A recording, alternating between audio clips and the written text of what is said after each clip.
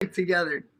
That's how we look at it. It's like, man, when you live together and you're friends, and I mean, come on, you just got to do what we do, live. Yay! All right, there we go, full screen. All right, I made shit work. What? Look at that, guys! What a beautiful bunch of guys. Welcome to welcome. So, the way that we ended up finding out about you guys was Instagram.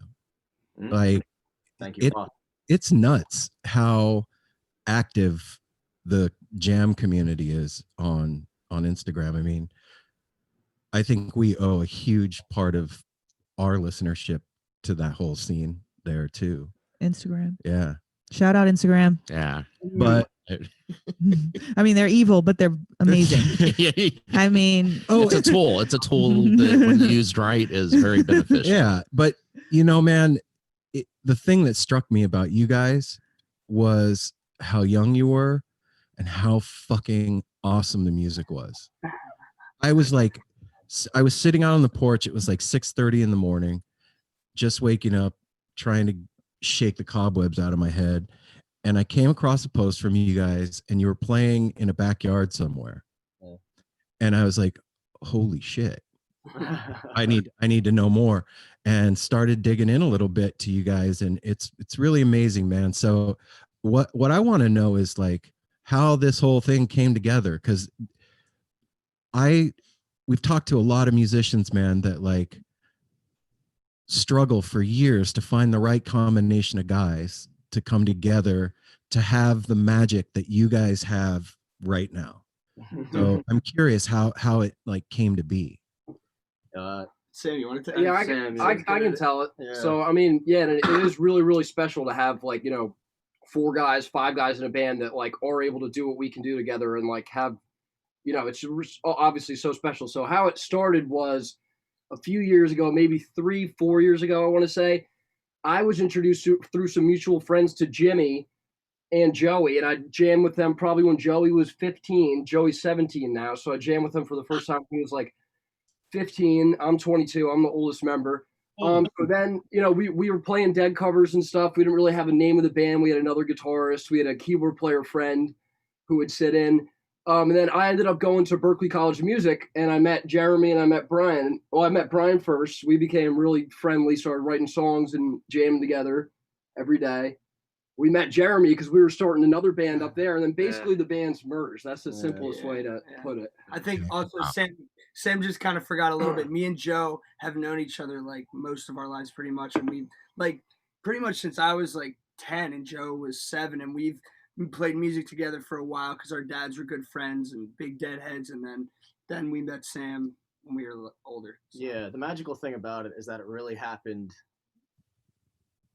through crazy series of circumstances, you know? And so, that's how the best shit happens. Yeah. Like, go ahead, Apple. I was just gonna say it's mind blowing, man. That's why I was gonna ask how old you guys, because there's not. I do a lot of research, like building up to this, and I love it like this. Young guys, like there's not a lot of research to do. You guys are just starting out, and your sound is so deep and so tight. We're grooving on it today and stuff, but this amazes me. So it's 17. You're the oldest at 22, Sam. 20. This is just, and it's just amazing. I forgot what I was going to say. I got like goosebumps when you said that. I knew you guys were young, but I was thinking like early. Not that age matters, but just that blows me away, man. That you guys are this tight already. Me and Aaron were talking about. It's like they remind us of somebody, and it's like a lot of people. Like some of our favorites are Pigeons playing ping pong. You guys have a funk groove like them. Goose is amazing. You have that jams like them. You just remind us of a lot of different stuff. Well, that's one of the things I wanted to talk to you guys about. Like looking on your website, it gives the bio for you guys, and it lists your musical inspirations, right? And being 17 to 22, like you guys have all this music that we didn't have coming up. I'm 48, Apple's 51. Yeah. And Mel. And I just turned 42, guys. And so we didn't have like the the deep pool of we had genres and the music. 60s music and some 70s shit, and that was it.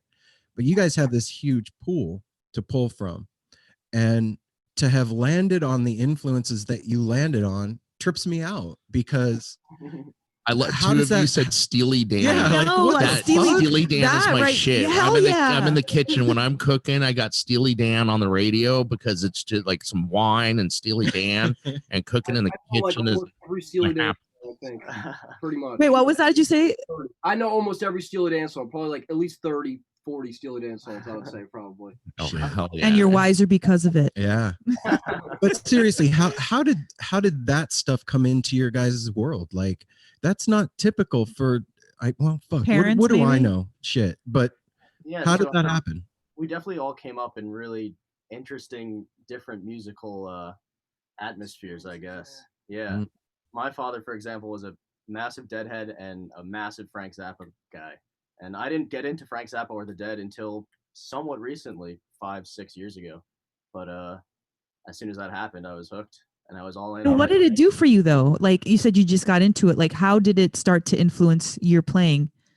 Shit. Like, because have you been playing for longer than 5 years? I have. I've probably been playing for 10, 11 years. Okay. So do you like know a time like pre Frank Zappa and Dead inspiration, than when you first started? Yeah, I definitely do. I mean, Frank's music is some of the most complex out there, but also some of the deepest out there. Mhm. And there's a certain maturity to his music, and the Grateful Dead's too. If you listen to them from the beginning to the end, the way they matured is really so incredible and interesting. And that maturity is what I strive for personally. Wow. Well, I think that just the year, like think about it, you have to get better doing something your entire career. If you're still just like a B plus at 30, 40, 50 years in, there is something going on. So just the sheer ability of doing it. Yes, absolutely. Wait, let's go down the line too, Joe. We're like going like your upbringing, the influence where it comes from, because I'm sure it's probably a lot of parent stuff, which I'm probably older than a few of your parents. Yeah, well, my dad, as Jimmy said, was of course a big Deadhead, and so yeah, I've been listening to the Dead my whole life pretty much, but not really until maybe 5 or 6 years ago did I really get into it and start going to shows and stuff.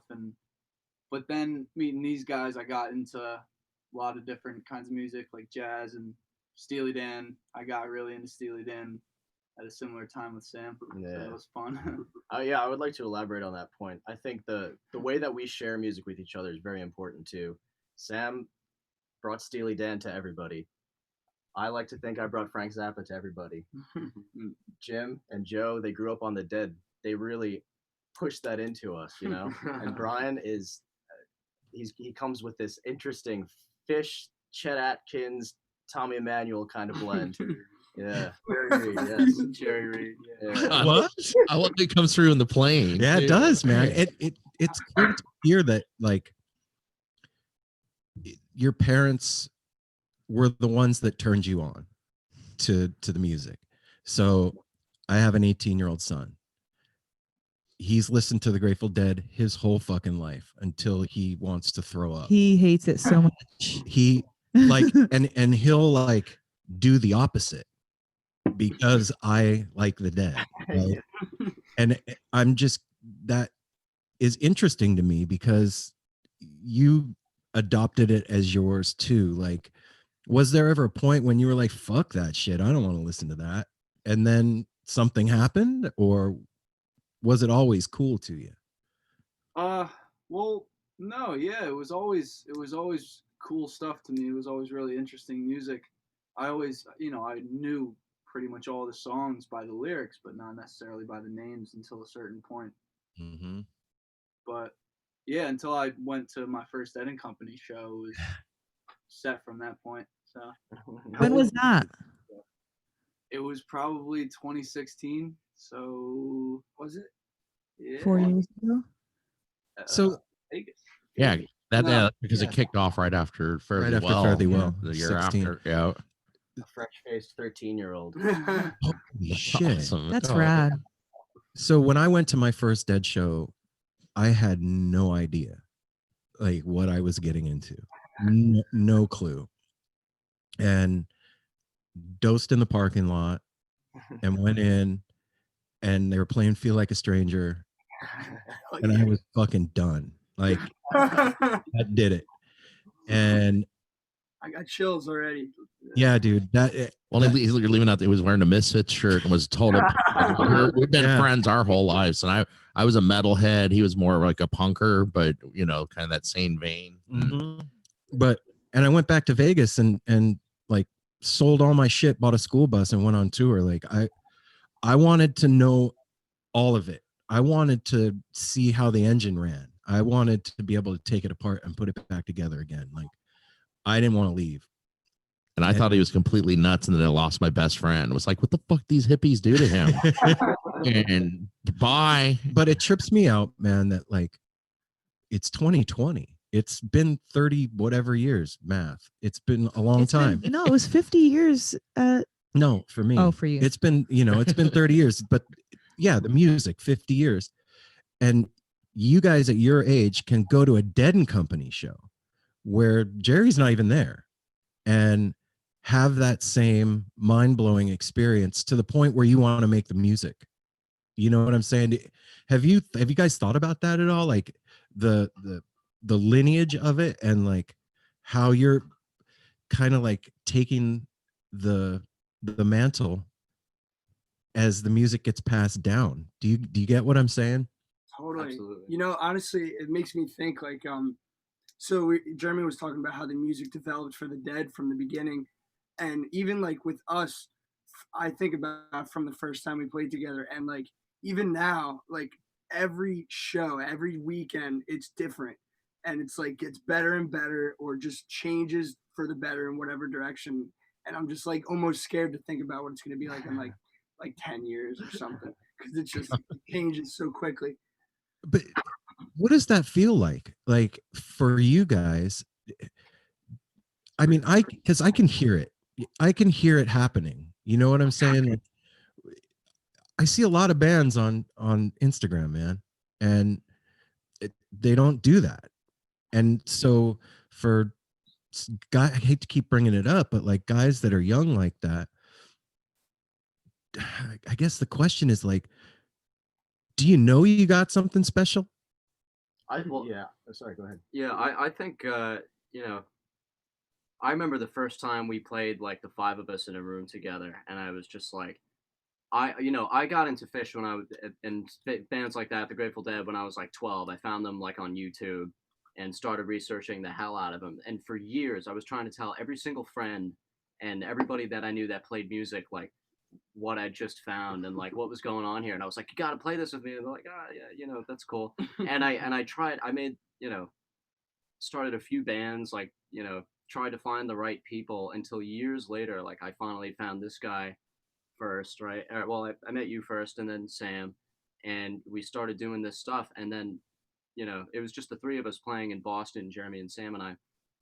And then when we all sat down in a room and played together, the five of us, for the first time, and shared the same dream and the same goal, and had similar influences, but also different influences that we inspired each other with. It was just like such a magical feeling, and I think I can speak on for all of us when I say that we're all very, very grateful Absolutely. to have met each other. Wow. And then doing this every day and living together, and it's really cool. Mm-hmm. Oh, that's great. So you guys all live together, you're all roomies and Yeah. practice, hang Dang. out all the time. We all live together. So too. you're serious about this then? yeah, you're serious. So this is going to be a thing, right? Thinking about it.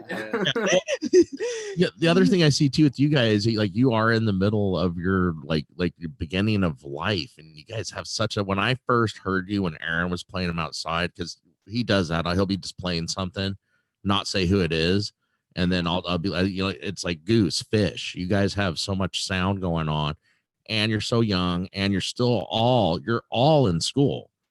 like pursuing degrees and stuff and education, and like you're not just like I quit college and starting a band and going on the road, ma. You're like you're doing so much at a young age, and it's cool that we did the video to see you guys, because you can like see, Yeah, you it's can actually see it's the inspiring. life. You This guys, is great, especially in like the quarantine, like all this shit going on this year. To see you guys, and man, 2021, look the fuck out, because shit's gonna be jumping off. So for this year for us was gonna be like the shit. Like we were the official. it is, Aaron. No, it's bullshit. Bullshit, yeah. So we were the official podcast of Northwest String Summit. We were the official podcast of Skull and Roses Festival. We were working on being the official podcast of Lock-In.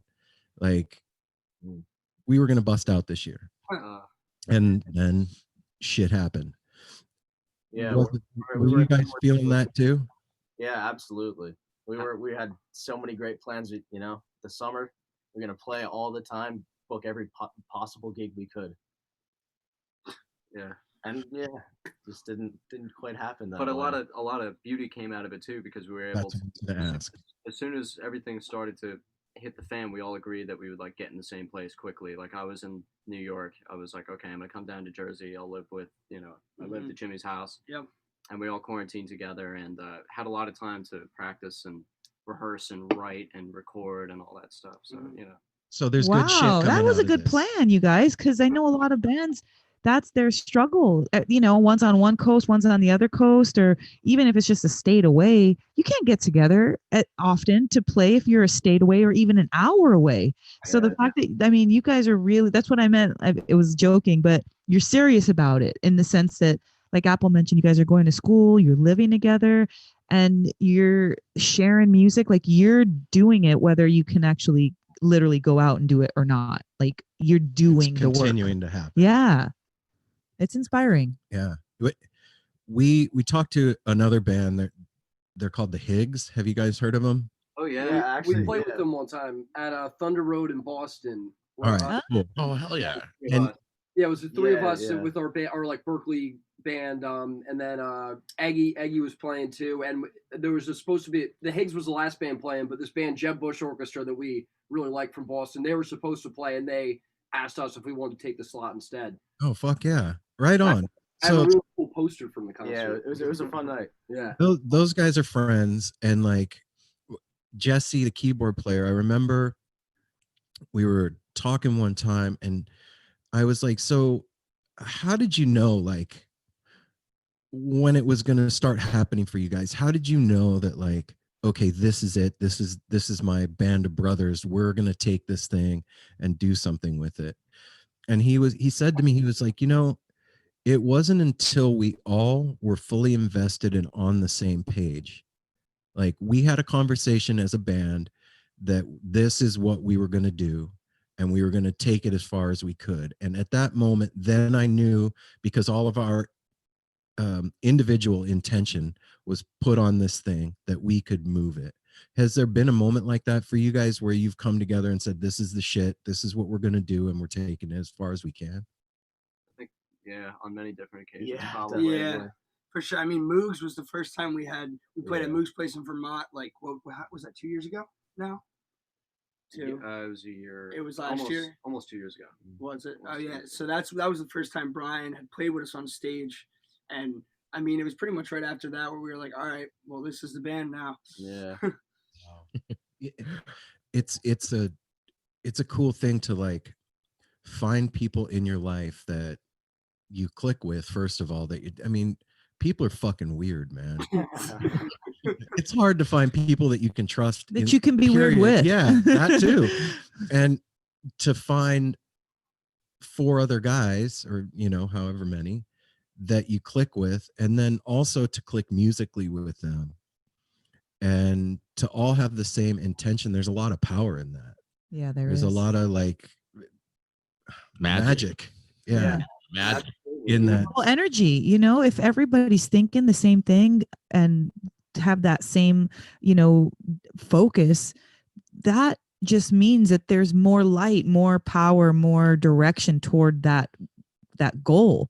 So since you guys have been together, what's one of those things that you guys have like focused on or intended to happen during this time where you can't literally go out and play? I guess honing our sound in really was like a big thing. Like really trying to. I mean, I feel like we didn't really rehearse as much as we thought we were gonna during quarantine. Yeah. It was weird because we're all pretty young and we all kind of just met each other, if you would believe it. Like really, we haven't known each other for that long. Yeah. So Sure. it's been super helpful to just be able to hang out like consistently, and just be with each other and play with each other all the time. It as much as you have to be playing together all the time to develop that sound and that feeling with each other. Yeah, but I think also it's almost more important to have that friendship underneath it. Yeah, And the yeah. brotherhood, Yeah. like I know you were getting there pretty Yeah. much, but like if you have that, if you hang out all night, and even if like I forget, I heard somebody in an interview say it one time, but like if you just hang out all day long one day, sometimes it's more productive than having a rehearsal, because it just depends.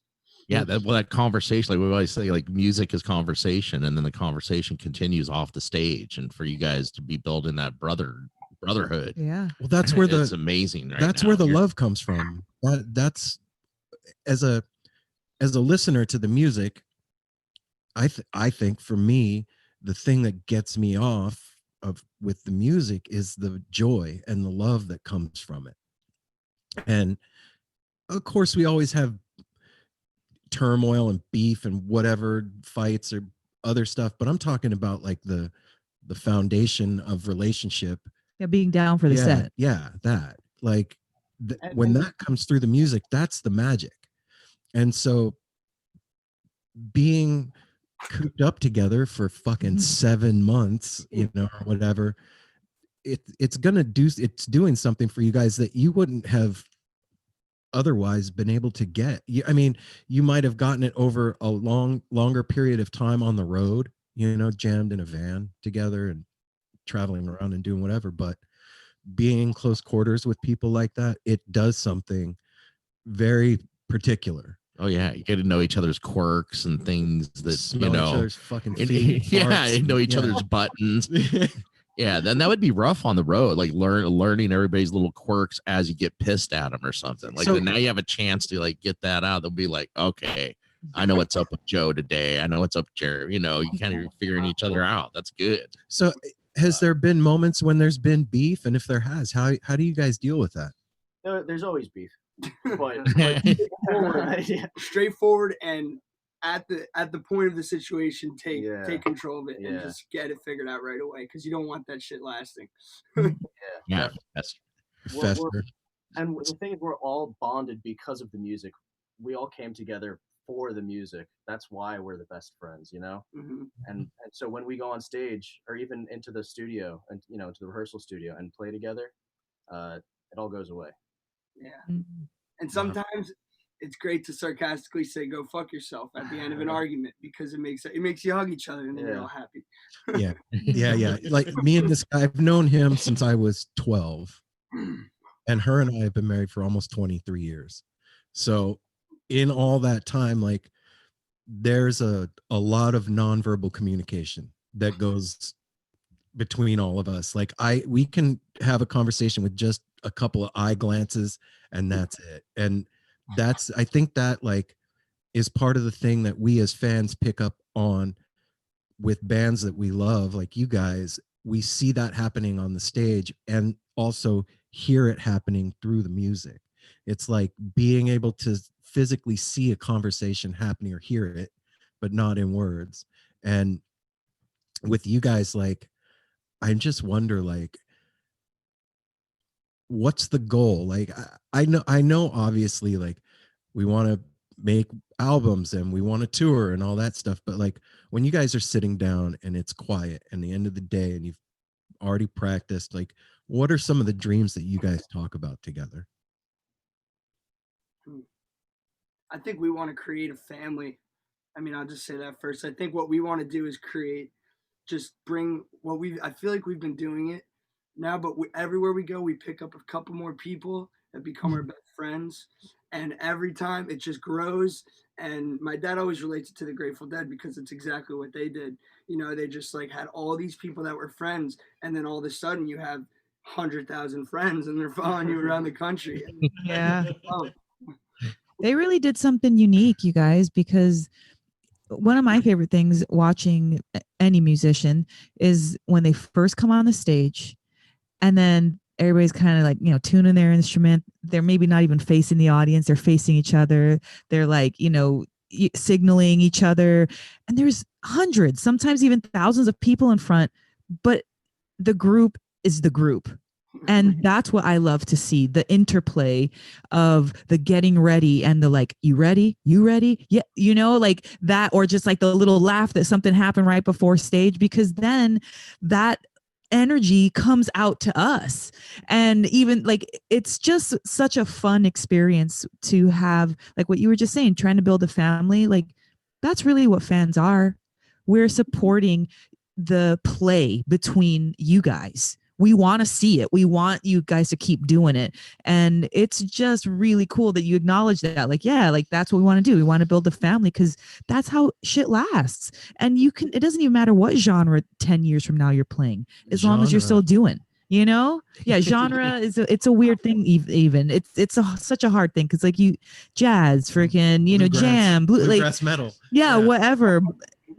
But yeah, it's neat. That's all. That wasn't even a question. It was just like kind of comment that, it's a really awesome thing to see that you guys already are doing that. And that's kind of one of your intentions. It's cool because it just like happens. It really just happens and things fall into place. I think you guys would like one of our new songs. It's called Porque Pedro. It starts as a kind of a punk rocker, kind of misfitsy kind of thing. And then it ends up, well, I won't spoil it, but you guys should check it out. It takes a cool little twist. For sure. Yeah. I'm writing it down right now. Yeah, I want to hear as much as possible, man. Like, it features me and Brian singing in harmonized Spanish as well. Yes. Yeah, you're speaking Mel's language, literally. Well, that's the name of my dad. Porque Pedro. I like that. The thing about family,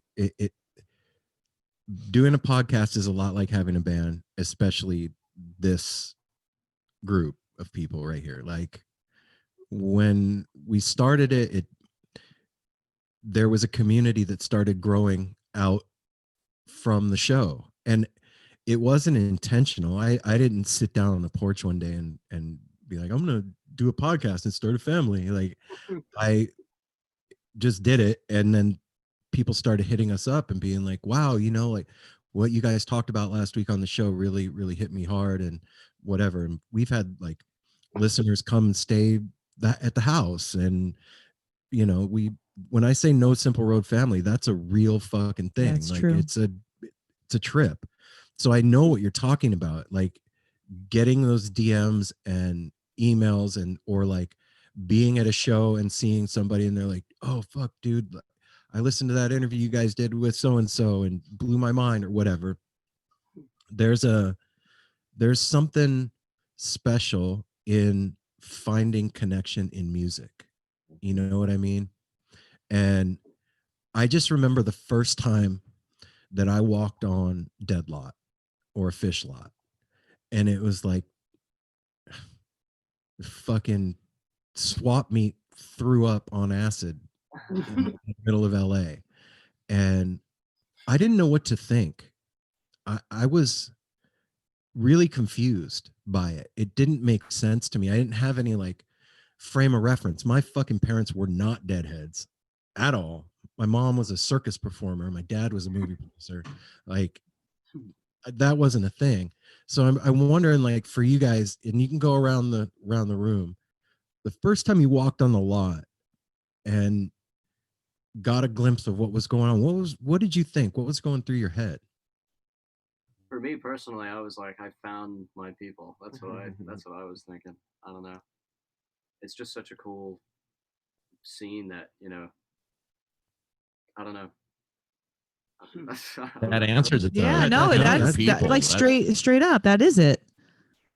Yeah, I remember for me it was really cool because me and my brother, who's like a couple years younger than me, we my parents weren't deadheads either. My mom had like a kind of weird, quirky, cool taste in music, and my dad like doesn't really like music all that much. But he's like a real business guy.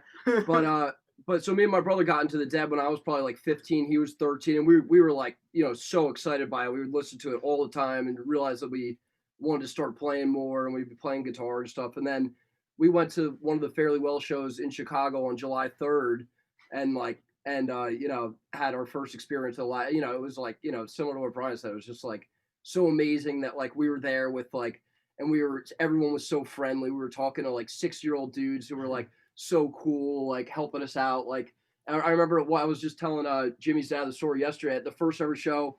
We were outside the hotel with my dad, who like really wanted nothing to do with it aside from bringing us there. And it was like a gift for me, like doing really well in school or something, or my brother graduating 8th grade or something like that.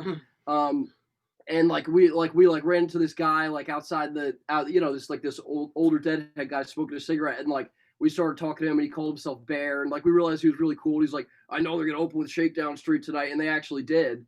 And like, but anyway, my dad like let us along with him. He was like, all right, why don't you guys hang out with this guy? I'll go walk around over there. Oh, he approved of the. That's cool.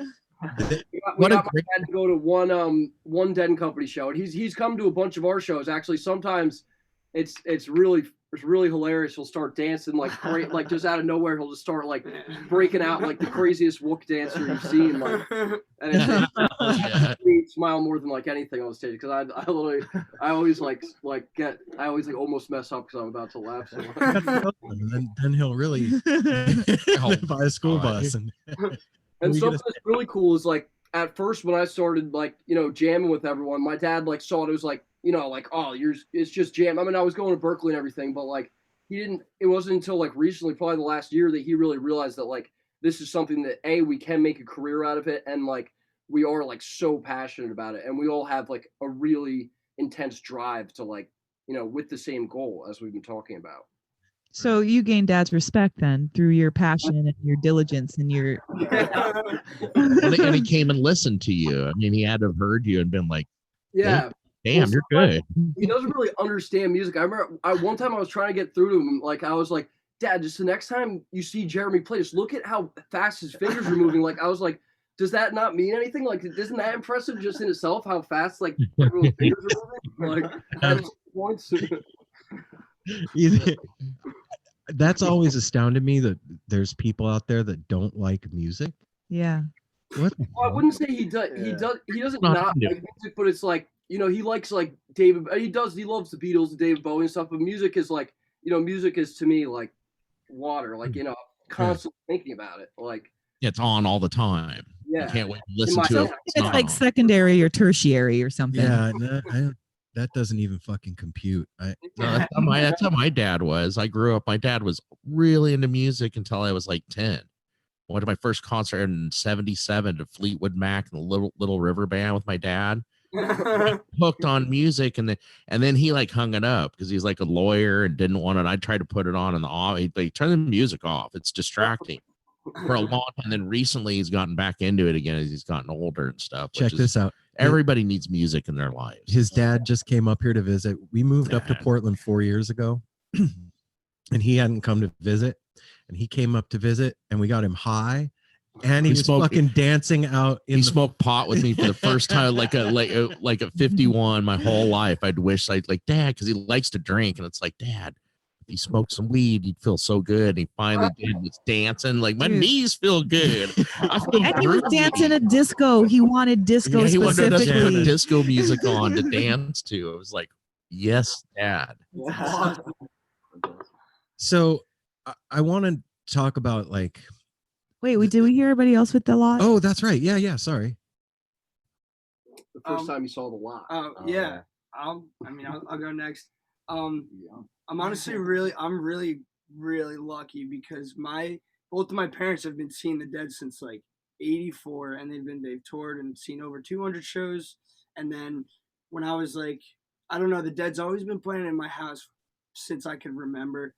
Mm-hmm. And when I was like 4 or 5, my dad took me to see like The Dead, which was, you know, Jimmy Herring, Warren, and the rest of the Dead members. and I almost can't even remember it. All I remember is just one day just like realizing that, wow, my life revolves around this music, and it always has since I could ever remember. And the lot is just, it's always been a comfortable place for me, and it feels right to be there every time. And I can never remember a point where it was fresh to me. So it's just, it's always been in my blood. And yeah, I'm just so But you were born into the family. Well, okay, but so Jimmy, doesn't that seem weird to you? Like, if you think about it from this perspective, there's not a lot of people doing that with, like, I don't know, U2. Like, there's a lot of good, U2 has a big following. I'm not picking on them, rock on Bono, but do you know what I'm saying? There's no family, quote unquote, in lots waiting to see that. They line up like everybody else, give their ticket, sit in their seat, buy some merch, and go home. Maybe there's an after party or two, but it's not like, records and tapes and like concert posters and tees and underground. Like, it's not like that. Like, I feel like there's like it's a 1 in a million thing. It's a 1 in a million chance to be raised like that, to understand how people can be. Exactly. Do you know what I mean? Like, they can let go of their inhibitions. They can be in a free environment and like sell to each other and not like lose it. And it's just like, I feel like it's so unique. It's a very unique thing that you can't even think of because you've been around it your whole life. You can't think of it any other way to be. You're so right. Yeah, it almost comes to a point where when you meet people that like are not in the scene, and I've grown to be more used to it now because I'm getting older, but a while ago I'd meet people that are different, that are not a part of the dead scene. I'm just like, wait, I don't really understand like how you don't think like this, because I've just been in it for so long, Yeah. You're lucky, man. I'm very lucky. I'm so grateful. Yeah, that's a gift, and it, doubly so that you play music. It's they gave you something special, man. That's really cool. Like, I just remember, like, my experience wasn't, my first show was not fun. When I think back on that experience, it wasn't like, that was awesome, I want to go do that. I fuck that. No, thank you. Like, the script. Yeah, man, it tore me up. Like, it took my whole world and completely blew it to pieces. And then I had to figure out how to put myself back together again. And the only thing that was there was the music and the lyrics to help me like figure out how to put my mind back in my head. Thank God for Robert Hunter. Fuck, dude. Wow. Right? True statement. Right. So I've spent like my entire life since then trying to figure out like, what is so special? What is the thing? You know what I mean? That's even like how No Simple Road started, was like me telling my story about my going into my first show. And before I knew what this thing was going to be, I was like, well, I want to talk to people and hear about their turn on moment, so I can like maybe try and figure out what the fuck, because I still haven't figured it out. You won't. No. But I'm curious, like, you're not supposed to figure it out. Yeah, just right. go with it. I'm curious for you guys, like, we all have that moment, like, that it becomes real. The music turns on, and it's not just music anymore, it's communication, and there's something happening on another level, and you're like, oh, okay, this is a thing now. So for you guys, is there a time or a moment that you remember that happened, when you were like, oh shit, this thing is much bigger than I thought it was? Huh. I like the beat. Is that I'm sorry, is that in regards to like the scene? Or just music in general? Just, yeah, the scene, music, whatever. Like, when you realize you could be doing something like that, there's something else happening besides you literally playing notes. Yeah. Yeah. Well, it's important for me when you meet other people when you have all these thoughts about, I don't know, you could be standing at a show tripping or whatever, and you have these crazy thoughts about the scene and everybody around you. And it's almost like when you meet someone who feels similar and you have those deep conversations, and it's like you start to realize the common threads of how you think. It's like, wow, there's other people out there who are thinking this way, and we could actually be a part of something greater than just, just what you think of initially. Mm-hmm. I don't know how to finish that really, but No, that was It's well done. such a hard thing to talk about, because unless you're high and in that space, you can't really replicate it on a sane head. right. Sorry, our dog's trying to make his way inside the room. Your pets. I was gonna say I've been distracted. You guys have cats, huh? Yep, we got a cat running around. I heard the cat. I got distracted from it. Like, where's the cat at? And I lost track of what we were talking for a minute because pets are awesome. Wow, you know. right on, Apple. No, but you're right on. It's not an easy thing to articulate, and that's probably why we have music. Do you know what I mean? That's why we have it, because it's those thoughts that are in our head that are non-verbal. They're not supposed to have words. And that's why jam music is so awesome, because you can have these long ass conversations with no fucking words. Yeah. And it's great. And I miss it. Everybody's in the I'm about same. to cry. I was gonna say, and I miss it. I'm joking. Oh God, dude. Well, wait, on that note, okay, about Joe, because it looks like you guys are like, we're jealous right now out here on the West Coast, because the East Coast is opening up. There's starting to be more shows, and you're able to gather and stuff. And it looks like you guys, whatever. Have you guys done any shows recently? Or I saw you're doing a Halloween one coming up, but have you guys been able to play anywhere recently? Yeah, we've done some really cool, outdoor, big farm field type shows. Set up the big PA system and just blast it, and you sit in your pod, and it's a good time. We're excited for this one coming up on Halloween. We played there once earlier in the season, a couple months ago. Yep. The LNC, great time. Great. Really cool Yeah. venue. It's incredible. So these castles that were built by this like Scottish billionaire like hundreds of years ago, and it's like his church. It's like this crazy. Apparently, he had his own like church congregation or something, and it's like the buildings are all still in really cool, great condition. It's awesome. Yeah. Okay, Wow. that sounds familiar. Yeah. Check them out. So Look into Is this that. with or without an audience? With an audience. With Okay. a socially distanced audience. What Yeah. a fucking weird question. Well, that's what I was but going to it's- ask it's Jeremy real. because we're seeing different setups. You said you like sit in your pod, like just like a squared off area that you have to stay in the boundaries. A taped off area in the grass. We've been very fortunate to have known, we know a bunch of people, or a good handful of people that really learned quickly how to make events that were safe. Wow. And also to where they could have a good amount of people and comply with all the rules of whichever state it was, like Vermont, Pennsylvania, New York. For instance, one of our best friends, and he plays a huge role in this whole thing, is Tommy Moog in Vermont. He owns two venues, Moog's Place and Moog's Joint, and we played at Moog's Joint. I guess a total of 5 shows since COVID. And he's actually known in Vermont as being one of the first people to have like figured it out. He's in touch with the governor, and the governor, applauds him for what he's doing, for being able to make it all work and still have the music exist in such a crazy time, Yeah. That's awesome. Safely. Wow. He's doing it really safely. really safely. Yeah. So What a great guy to have in your corner, you guys. what does it look like? What does safely look like? So, Interesting. Yeah, Yeah. it truly can look a bunch of different ways. We've seen probably as many as anybody could see at this point. There are pods. You can sit in your car. You can Table.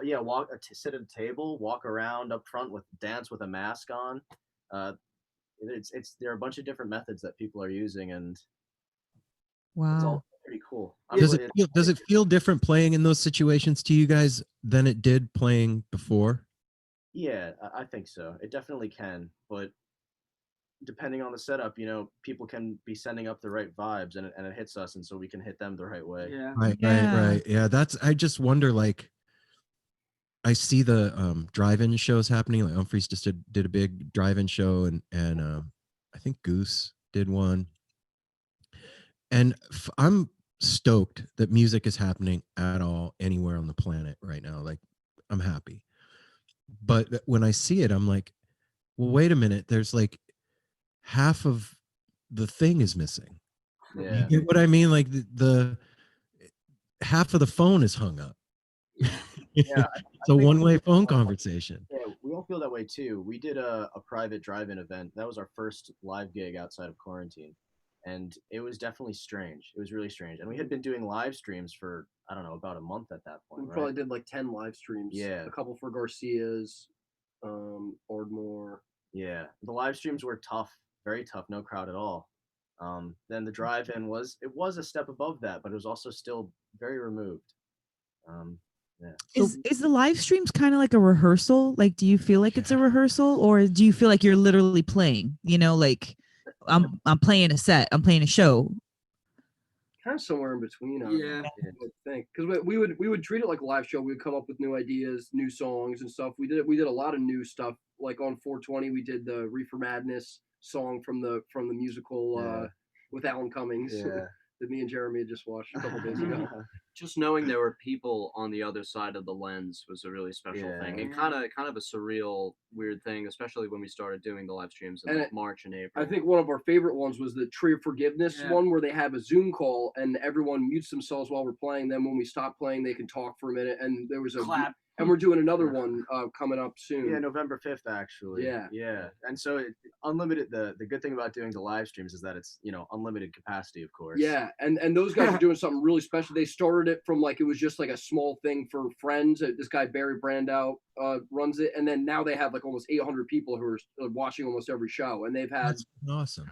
Who else they had? I know they were supposed to get George Porter from the Meters. They had Haley Jane. Yeah. They had a lot of people, a lot of great acts. Content. Yeah. So you guys are in a unique position because of your ages, in that technology has always been with you since you've been around. Like for us, it's not like that. Like I remember using fucking payphones and Beepers. Yeah. Like and so it's been an adjustment for us. I have to like learn it. Whereas for you guys, it's second nature because it's always been integration for you guys. Yeah. And so in this new shit that we're in with this situation, you guys have a unique perspective because you see it differently than I see it. And I'm curious what your thoughts are on like where things are going and how, or if we're gonna see things go back to the way they were as far as live music goes. I think it'll be an interesting blend. I think this time has caused a lot of people to innovate and come up with new things. We're all fans of the band Wolfpack, who have been putting together incredible videos for years now. And they just played a sold out show at Madison Square Garden just before COVID hit, I guess. Mm-hmm. So, they did that online. And so, there's definitely something to be said about it. It's a very interesting thing, and I think it can be good for a lot of people. That being said, the live show is an experience all unto itself. So both are valid. So it's separate. It's like two separate things. Yeah, it can be, and I'm sure that there's some way that they can become the same thing. Yeah. I don't. Who were we talking to? Was that yesterday that we were? Shit. Okay. It's not very much context. She see what I mean about nonverbal communication? She understood that. No, I did understand that, and we were talking Yeah. to Wooden Wire. Yeah. Yeah, we were talking to Tony.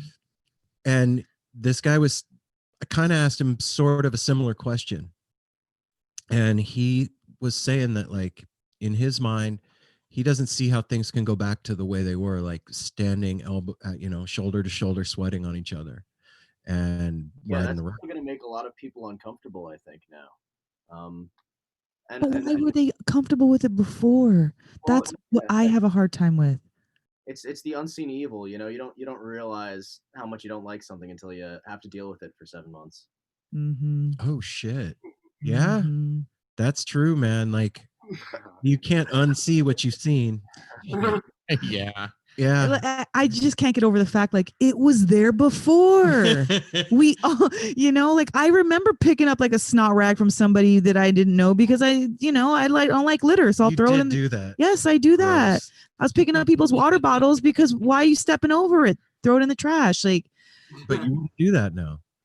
If I, yeah, I mean, I might do like this, and you guys, I'll pick it up like that. Well, even if you did, me and Aaron would No. both be like, Mel, stop. No, I stop. get it. I just, you know, like Aaron said, you guys are already, you've been integrated into technology. So it's not like either or, it's there. It's always been there.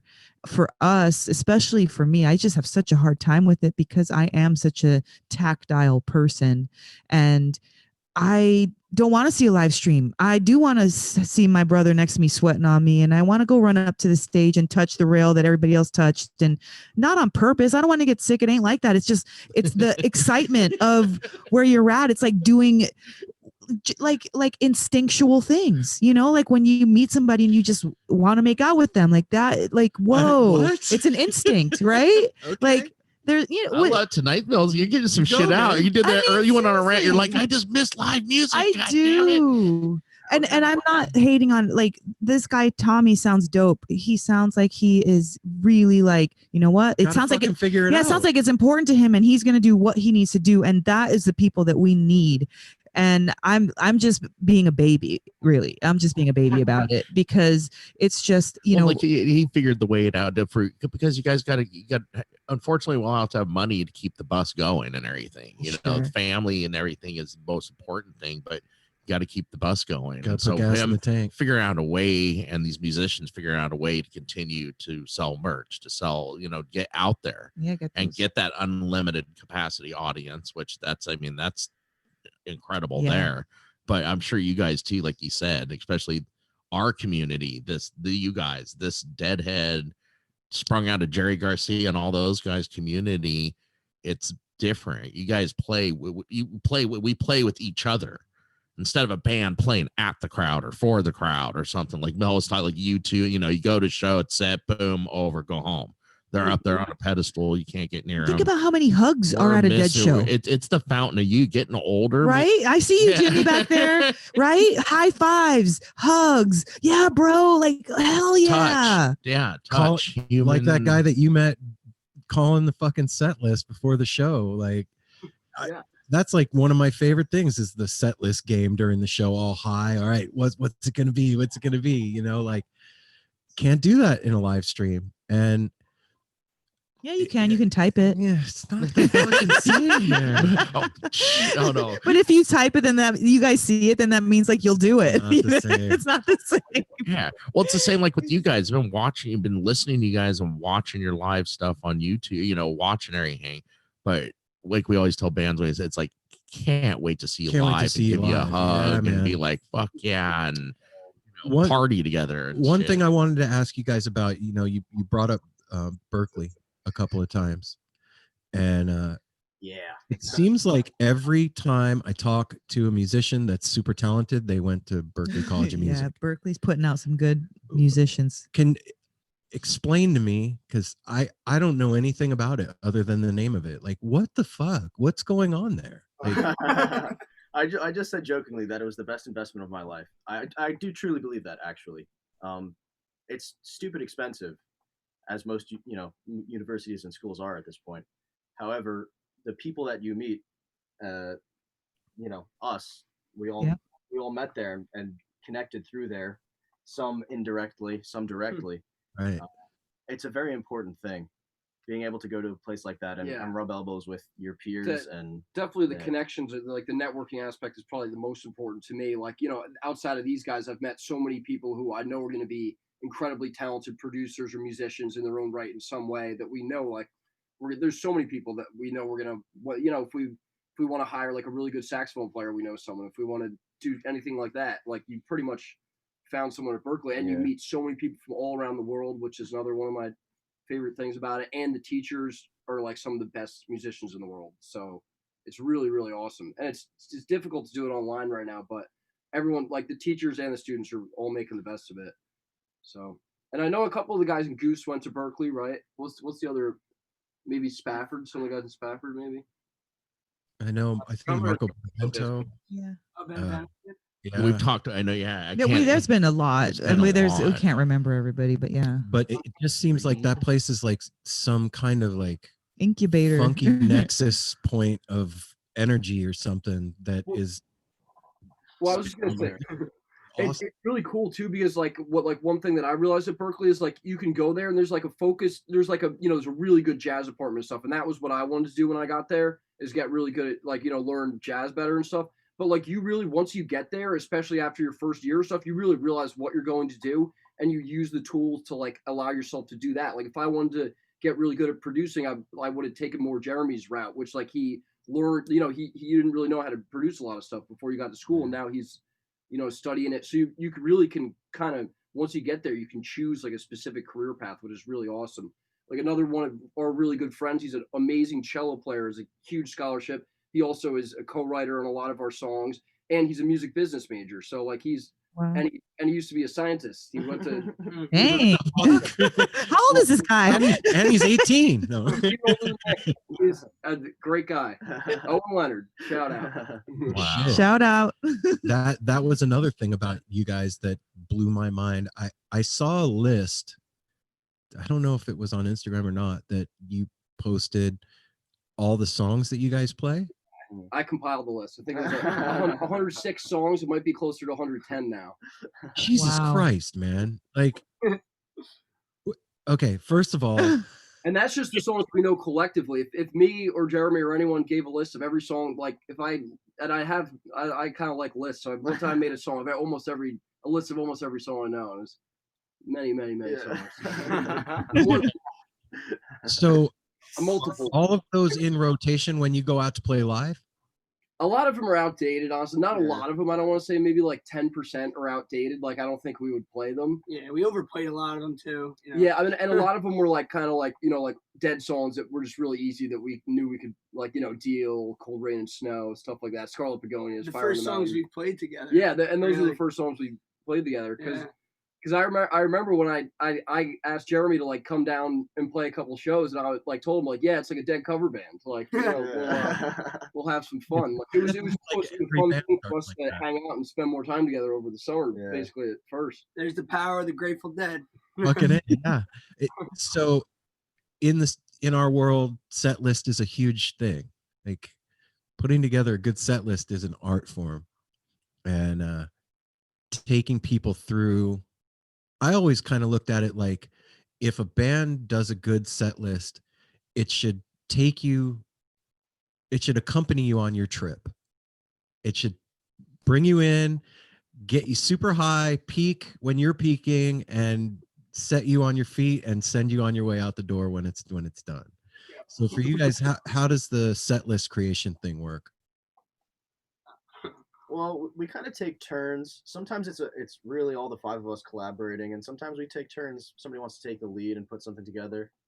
Yeah, we're still experimenting to find out what works for us. It's definitely all just like trying to go with the flow as many ways as that can be. Right. We definitely don't really like if we have a show the next morning, we don't really like to do it the night of. I mean, maybe we'll have ideas or something, but we don't really like to get the order until we can see the crowd, see what we're dealing with, and then and more often than not, the list changes as we're playing, and we see what the crowd is doing and reacting to, and we gotta change stuff on the fly.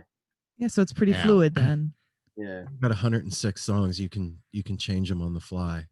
Yeah. Remember that we talked to the Rumpke Mountain Boys, and 1,000. they had like over 1,000, and each night, like say Jimmy would do one night, and then Jeremy would do the next night, Joey would do the next night, and like each person takes the lead and dictates how the show's going to be.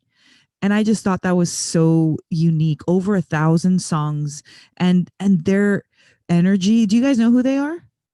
No. I would just FYI, look them up. They are, I don't even know. They're trash grass, right? They're trash grass.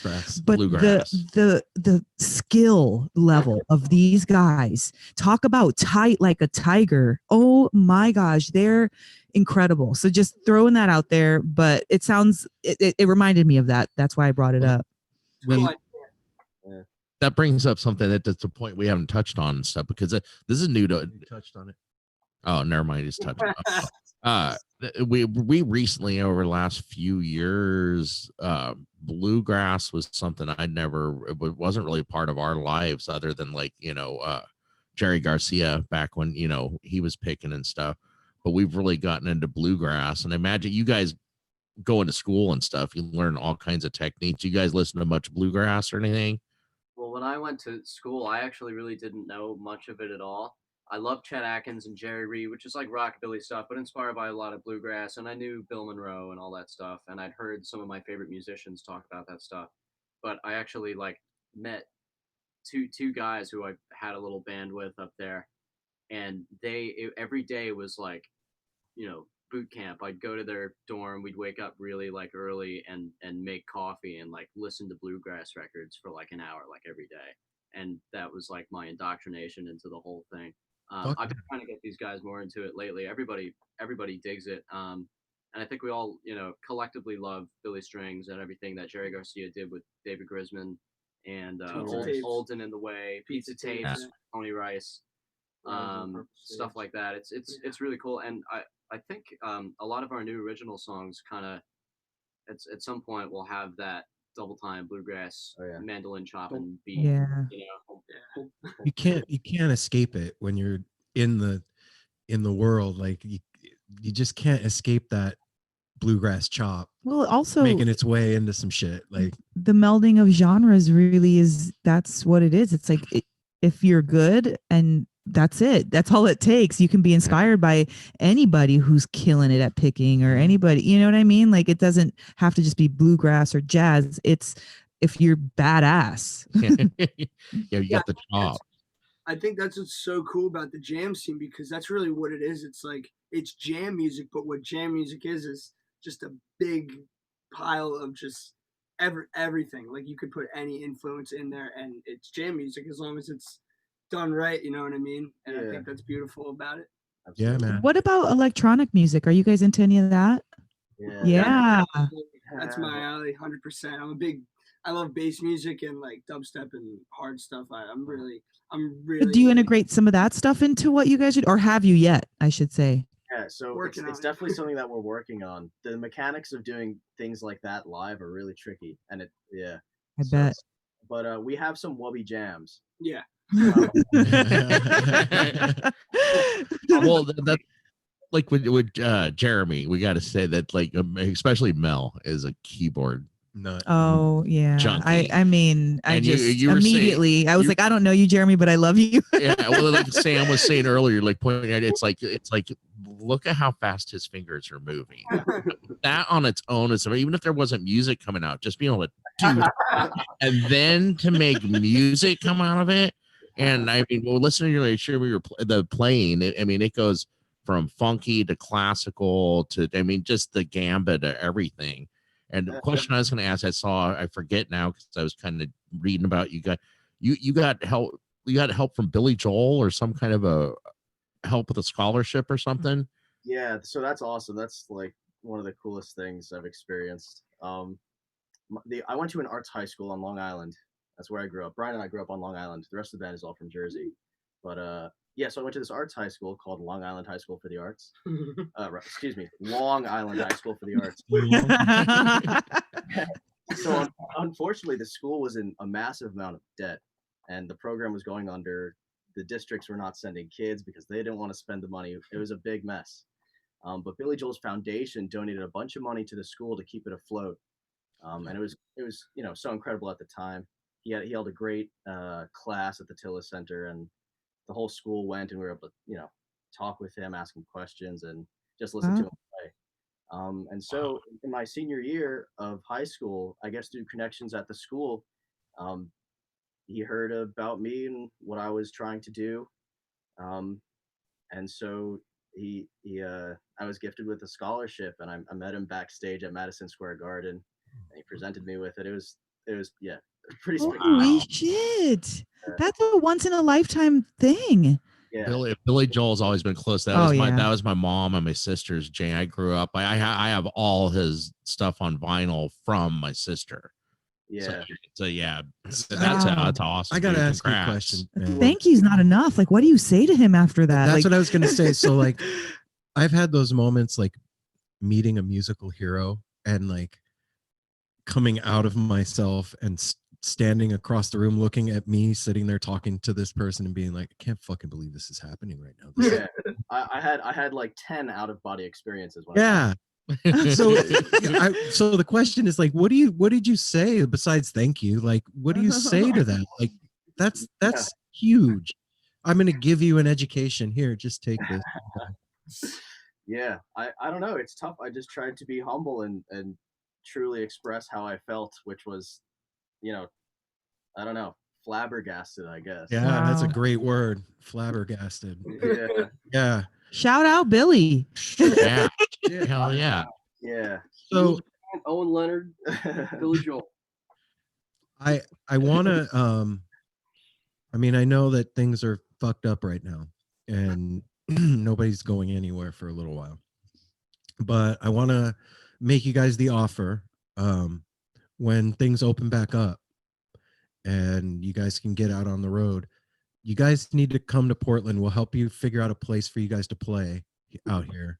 And you stay And here. you stay here with us. You don't have to tell us twice. Yeah. Seriously, you I'm guys, serious, this man. is like, okay, for us, I was I'm definitely late to the bus. I did not listen to the Dead at all. I was all pop, rap, R&B growing up, Billy Joel, Michael Bolton, like all different stuff. And so what my thing was is always diversity, always different types of music. It was never like, oh, she likes only this or whatever. So then when I got, married to Aaron and we started, the podcast and all that, even more variety came into my life, and what musicians give the average person who's not a musician can never be repaid. And it's not like a debt, but it can never be repaid. The hours of dancing and sweating and lovemaking and walking your dog and studying for tests, and like, you guys are our companions, like legit. And so the show for me has always been like, how can we give back? How can we give back to that? Not like we could ever repay it, not talking that way, but like, how can we do that? And so what we found, we're blessed with this beautiful home here in a really great location. So the people that are able to come, that is like the least we can do to help everybody kind of like put their best foot forward and be that, earbud in there and like the the dancing partner or the crying partner or whatever. So when we say that for real, truly, we really mean it, because it does something back, like being able to like, if Billy Joel's like, hey, can you come play with me? You'd be like, hell yeah. Right. Like you do whatever. So that's how I think I can speak for all of us. Like we collectively feel like that when we say that. It's like, hell yeah, come out, bring the whole fucking gang. Like you're not going to stay forever, 2-3 days, whatever, like do it. Like, and because that is how we can support you. This is how we can support you, by spreading, the information on you guys and just getting people to know who we're rocking to. Yeah. And also to add on to that, like, through the podcast and living here in Portland, we've met people here, so we can help you get a show at one of the spots and you guys would kill it out here. I want to make it happen. I when I saw you guys, it was a weird thing that happened for me. So I was like, I need to meet these guys. I want to have them on the show, and I want to help any way we can. So yeah, we couldn't be more thankful, man. Thank you. Right on, man. And well, you guys, not even that you deserve it, but this is your time. Yeah. This is your time. So even this little stall period, this ain't shit, man. Yeah, this is just like you're cooking it up. If you plan on being 40, 50 years old, this is just 1 year of your 40, 50, 60, 70-year-old life. You know what I mean? So and they've already learned how to use it to their Yeah, advantage. you guys already you guys already yeah. honing your skills, man. It's amazing. Congratulations to you guys, man. I can't wait to see. I think I'm sorry, my bad. No, go ahead. No, go ahead. No, that was it. I just can't wait to see what's to come, man. Well, I just think that it's really awesome. Like the most important thing is just meeting those people and like people like you guys and just building those connections, because that's how anything happens. You know, the more heads in anything, it just like grows. That's what I was gonna say too. Like, you know, like without me being able to meet people like you guys who you know, because once we meet people like you guys, like they become part of our family and they want to help us, we want to help them, and like we just, you know, like we wouldn't be anywhere without all the people we've met across so many different states who were like want to help us out, and they like love our music and they want to hang out with us and everything, and we want to hang out with them. It's as simple as that, really. I gotta add on. I'm sorry, I have to just say that we haven't said it the whole time.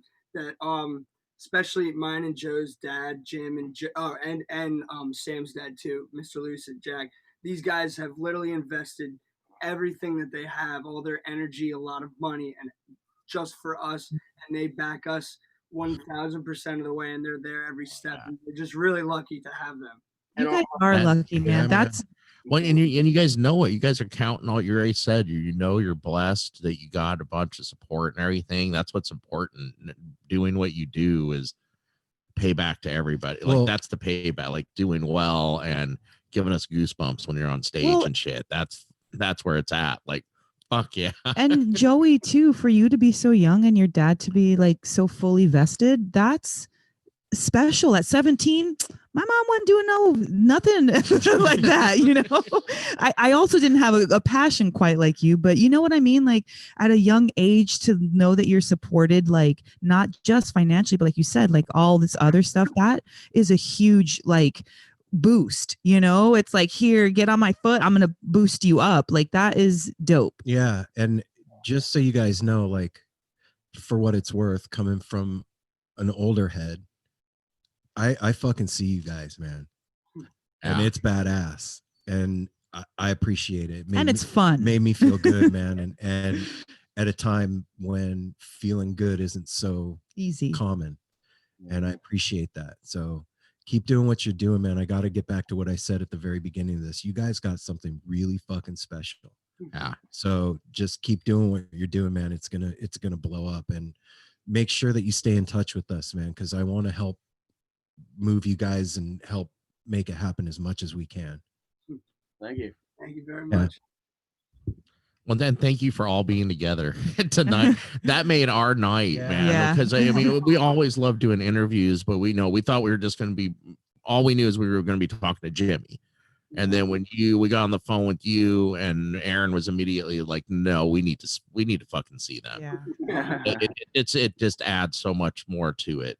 So, yeah. And thanks again, guys, for giving us your time tonight. And well, we should ask it, is there anything you want to tell our listener, you know, like how to find you, you know, your Instagram, what you got coming up or anything? And if you got anything else, throw it. Oh, sorry. We got the Halloween show coming up, which is, and so you can go to our Instagram, which is Dogs in a Pile Band on Instagram, and we have a lot of cool stuff there. We have a lot of cool new videos, and our good friend Ross, who's kind of our manager, social media guy, he runs that. I try to help run it too. Our website is Dogs in a Pile Official. There's some controversy with the website right now. It might be under a different domain. Okay, it's either Dogs in a Pile Band or Dogs in a Pile Official. So it's either the same. Oh, really? Or if so under renovation. Put our name in the Google machine and you'll find all you need. Yeah, honestly, Dogs in a Pile happen. Like what? Yeah, I was looking at Dogs in a Pile Official is what I've been on today. Look, I said I was late to the party, didn't I? I don't know. Okay. All right, guys. I appreciate you, man. And I'll text you and let you know when this is going to drop. I'm thinking we had another episode that was going to come out this week, but I think I'm going to put this out. Yeah, so that we can do the Halloween. You can get your Halloween thing. Awesome. Cool. Yeah. It'll be probably this Friday, but I'll text you when it drops. Okay, cool. Perfect. Awesome. You guys take care of yourselves, man. Much love, guys. Thank you. Yeah, thanks, guys. Thanks for your time. Talk to you soon.